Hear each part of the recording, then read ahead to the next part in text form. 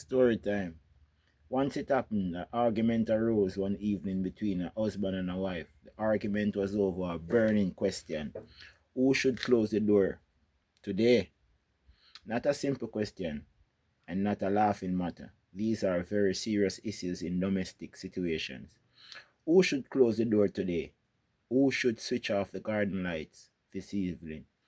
Who should take a dog for a walk? These are questions that can drive couples to divorce. The argument grew more and more heated.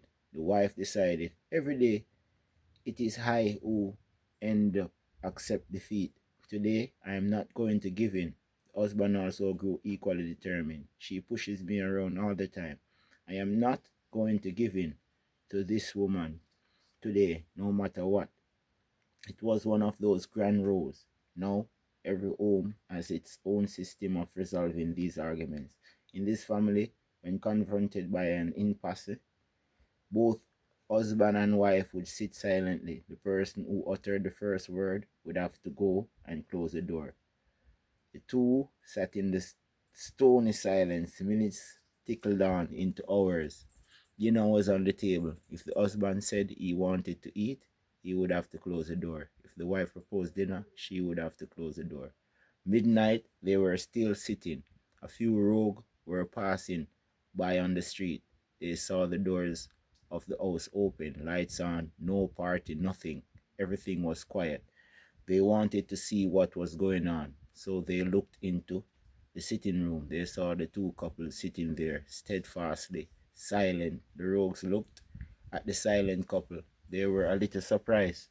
They decided to take a chance. They helped themselves to a few valuables in the sitting room. The two people said nothing. The rogues grew amused, emboldened.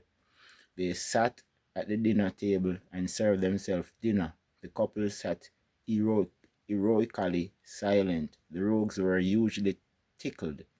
What the hell was happening here? They grew bolder still. One of them kissed the wife. Still, the couple didn't utter a word. The one who spoke would have to close the door. The stakes were too high. Neither could risk it.